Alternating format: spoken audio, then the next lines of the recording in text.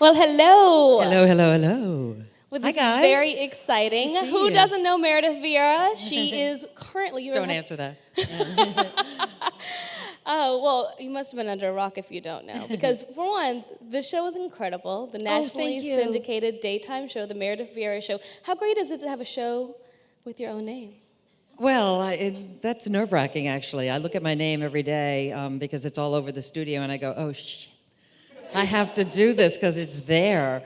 I mean, it's a blessing, and I'm so lucky to be working at 30 Rock because the history of that building is amazing, and I pinch myself. On the other hand, I'm now responsible for a show. I don't have co-hosts to lean on or say, well, you know, it was that Joy Behar. I'm great, but her, you know. So it's really my responsibility, and it's my crew that you know, I'm providing jobs for a lot of people, so I take it really seriously. Well, you pinch yourself and you're not dreaming. No, I'm not dreaming. And it's going wonderfully. You had a great week last week. Okay, for those of you under a rock who haven't seen the show, you can go to meredithvieirashow.com to find out when it plays in your area. But Us Weekly basically is in love with the show. They voted your Halloween costume as like unanimously amazing. Talk to us about your costume. I did not know that. That's Yes. great. I never look at anything that's written about me because I'm the kind of person, I could have 10 great things written and then there's one that's really negative, and that's what I take to heart. So I just avoid any kind of critiques. I just kind of do my job. We decided I have a kind of a crush on George Clooney, like a lot of women, and there's no way I'm getting him. So when he married Amal, I thought, okay, I'll play Amal in that white pantsuit of hers with a big hat. And we decided to have a big doll, and we plastered George's face on it and attached it to my body, not knowing that Ellen DeGeneres had exactly the same idea, which was so bizarre, down to the doll with the face, although she wore the wedding gown and I wore the pantsuit. But it turned into a who wore it better, who Yeah, wore the yeah. George Clooney doll better, and everyone was like, definitely Meredith. Oh, well, shucks. And it's that kind of thing that got your show just last week. They announced, I'm sure you knew before, that it's picked up for another season, which is fantastic. I didn't know. They came and told me. I did not know beforehand. They said, do you think you want to do another year? Because my contract allowed me to leave at the end of the first year. And I'm having a great time. So I said, yeah, it's fabulous. And the next thing I know, people are saying congratulations. I'm going like, for what? And they had made the announcement. So I feel very lucky. Now, most people don't get that. And most people are like begging and pleading for just another episode, rather that's a whole other season. What do you think is working about the Meredith Vieira Show? You know, that's hard for me to answer. I'm not sure. I think when we started the show, our intent was to, and we said this seriously, but a little tongue-in-cheek, we want to change the world a little bit every day and have fun doing it. So the purpose of the show was to have heat and heart and humor. We always wanted to leave the audience with something that was touching or that would inspire them. We also wanted to have fun in the show. We thought that was important. And we're playing in a lot of parts of the country around 2 o'clock, that time slot. So we didn't want to be really heavy because the audience that's tuning in there, that's not what they're looking for. I wasn't going in with my journalist hat on, although there are a lot of stories I care about, having been a journalist for so many years, that I wanted to sort of sneak in to the show, so to speak. But I think it's the variety. I think people are taking to that. And I mean, I've been in the business almost 40 years, so there's a certain number of people who know me and know what to expect and I think have goodwill. And hopefully that those are the people that are tuning in and then telling other folks, oh, this show is fun. Well, it's interesting that she says she has a tendency to sneak in and that people who know her, because I grew up watching you, and I just always would remember there'd always be Did you say you grew up watching me? Oh, no, excuse me. So sad. So sad. One of the worst things you could say. Oh, knife in the heart. But it's a compliment because I know, you I'm inspired me. One of the interesting things about you is you have this really interesting tendency to get exclusive interviews with people who generally are really guarded, whether it's J.K. Rowling or Elizabeth Smart. Why do you think that is? I think that they trust me. I think that they know I'm going to be fair. I'm not a gotcha kind of person. That's never been my approach to journalism. I'm much more interested in the grays than I am the black and whites of situations because nothing is black and white ultimately. So I think they know they're going to get a fair hearing.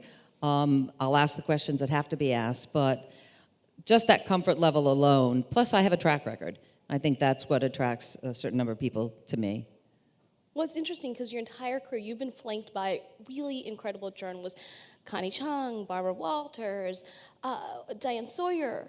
What do you think helped you to define yourself as a fantastic, incredible journalist amongst other great journalists?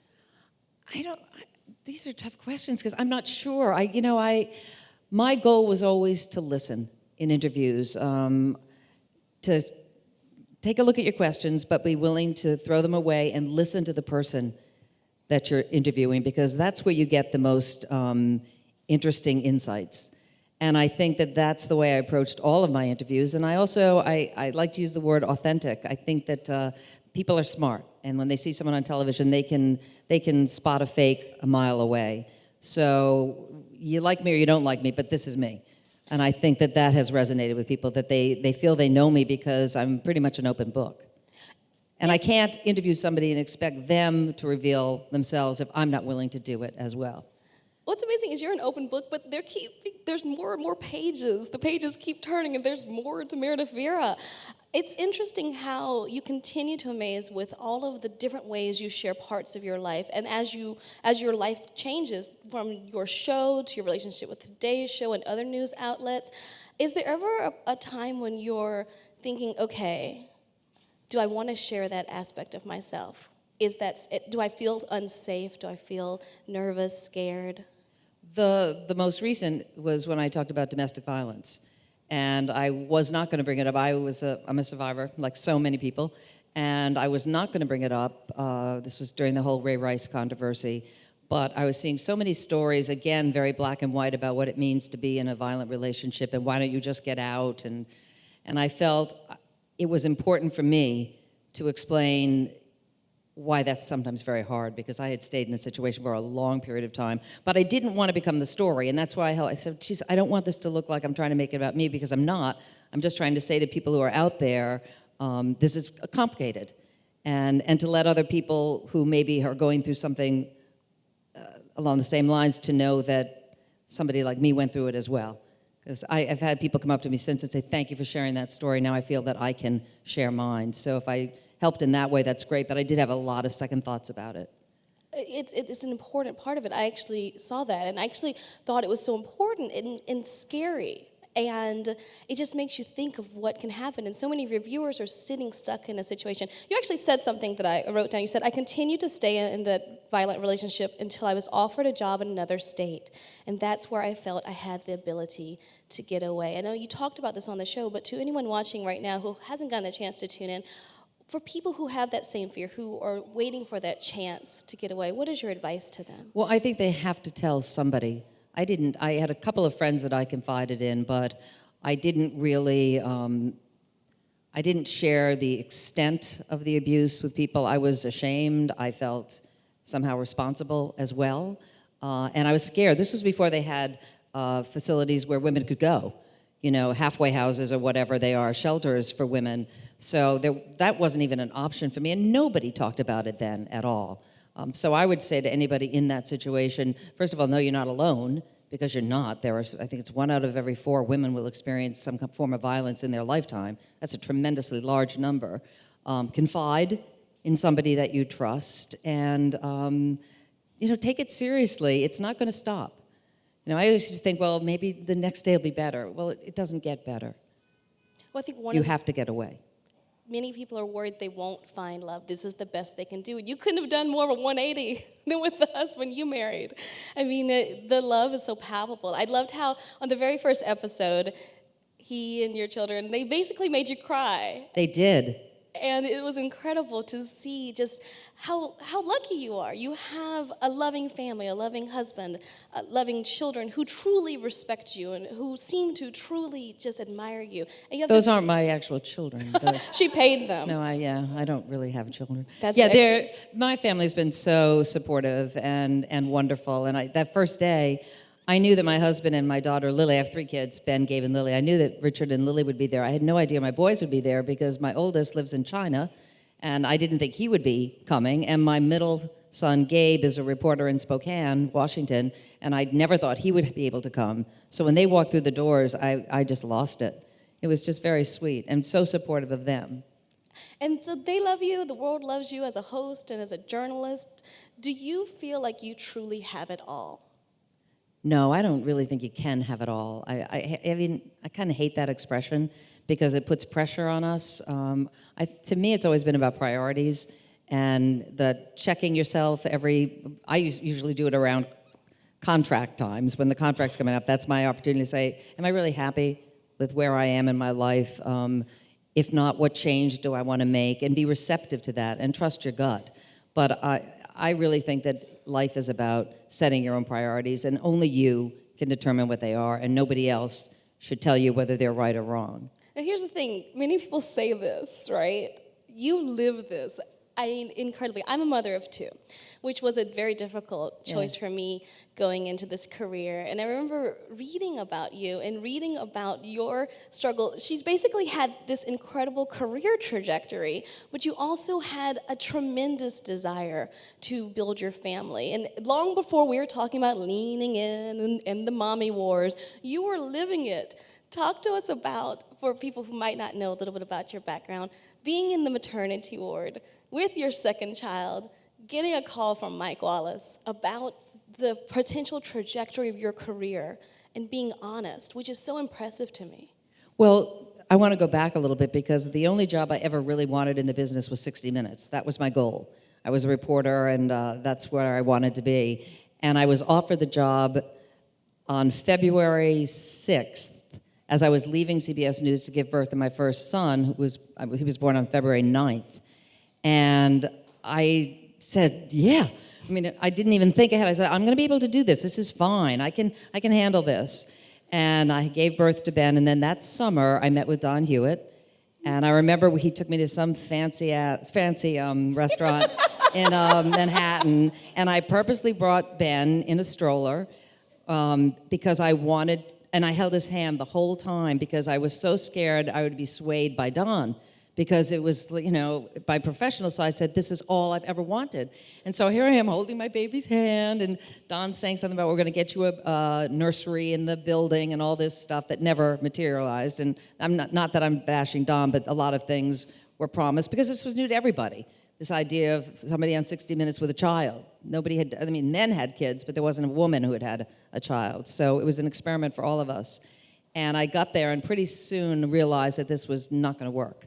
The way that the culture of that show envisioned it working. If you're a mom, you're able to juggle a lot, and I could go in there and I could get my work done fast and get out. But when you were part of that club, that culture, you were expected to hang out. There was a whole boys' club thing, which I get. I didn't want to play the game. I wasn't smart about it. I wanted to be with my baby, not Don's baby, the show. So, we began to butt heads, and then when I became pregnant with my second son, that's when hit the wall, so to speak, and I wanted a 6-month maternity leave, which is what I'm allowed, and I was basically told, no, you have to do 40 pieces or leave, and I just said, okay, I'm out of here.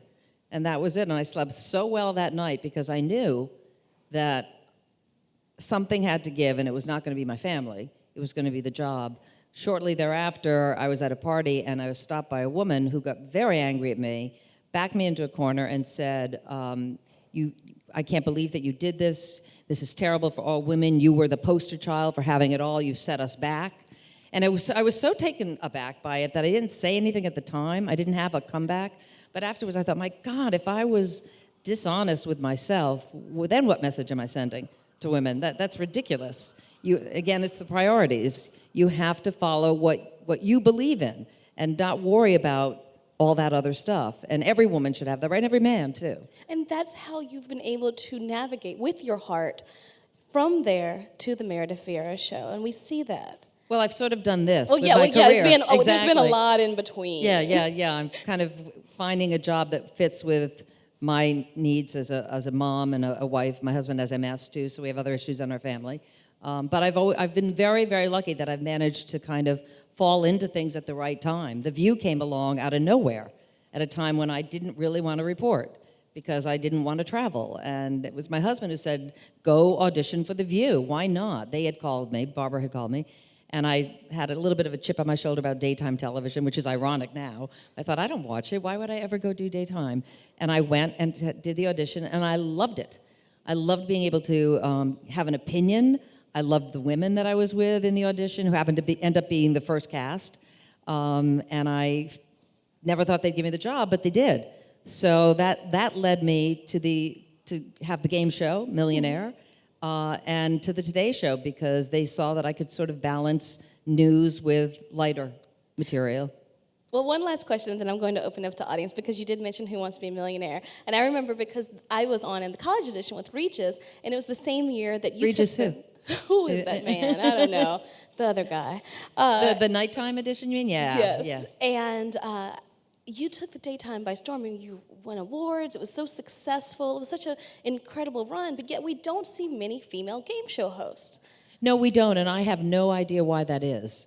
I don't know. I think I was maybe the second or the third. Betty White, I believe, may have been the first one, and she won an Emmy for her work. Because I think women are great at it. I really do. Sherry Shepherd has done it, and she's been fabulous, but I don't know. I was lucky. They offered me the job, and I said, sure, I'll take it. And I did it for 11 years, and I loved it. It's fun to give away money.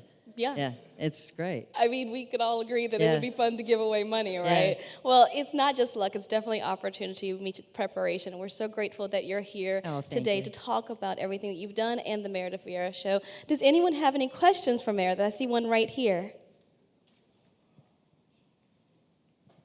Hi, thank you for coming. Sure. You're in journalism and TV, which is a very dog-eat-dog business. What obstacle did you have? Do you recall any obstacle, and what did you do to overcome it?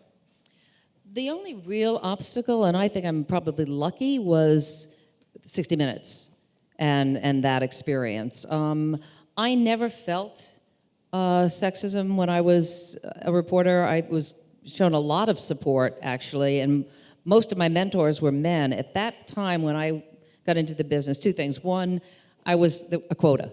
I graduated from college in 1975. They needed vaginas in the newsroom. I mean, they needed women, literally. So if you had one, boom, that was it. Great. But they didn't particularly want to train you because there was a lot of resentment. So it was a very odd time. And I was brought in. A lot of stations used me as a female quota for gender. And Vieira is actually Portuguese, Azorian, but they would check off the Hispanic box, which is sort of bizarre. But that's the time period when I came in, that mid to late 70s. But I never experienced what you're talking about. I mean, I never really felt I had big obstacles in front of me. I think people were very supportive. And I worked so hard, partly because I knew that I was a quota. I knew that going in, and I knew that people weren't rooting for the women as much, or for people of color. That was the two groups. So you had to work hard to prove yourself, and I really did. And I think they grew to respect me. I know that we have another question right there. Hi, Meredith. Hi. Career question for you. So I think you've really made it. You have your own talk show, right? That would be the ultimate. What are some of your tips for career success? How did you get to where you are now? I think it's working very hard. What I've noticed with a lot of young people in this particular business, they cannot write a sentence. And if you cannot write a sentence, you're so far behind the eight ball. I would encourage anybody, if you're going to be in communications, learn how to write. It's all about communicating. And I see it every day, and it shocks me. It really does. So I think that's very important. And be willing to put in your dues. Every time we have interns come through, I say, don't act like you're above something, because people make a mental check next to you, like, nah. And when it comes time for a job opening, they're going to overlook you because you didn't show the initiative and the hard work and the humility that somebody else did. So those are the basics. And be willing to, you think that we all sort of go along this linear approach to career, and be willing to veer off. If I had stayed as a reporter, I think I would have been very unhappy. I needed to veer off in order to have a life beyond just the business. I don't know. The news business is 24/7, and they'll eat you alive. So you have got to carve out a life beyond your job. I think that's so important. Don't let the job define you. What specific things did you carve out that you really think helped you to maintain your sanity? Well, for me, I always put family first and realized that at the end of the day, that's what was most important to me. But other than that, I just, gut checks all the time. Just if it didn't feel right, there's a reason.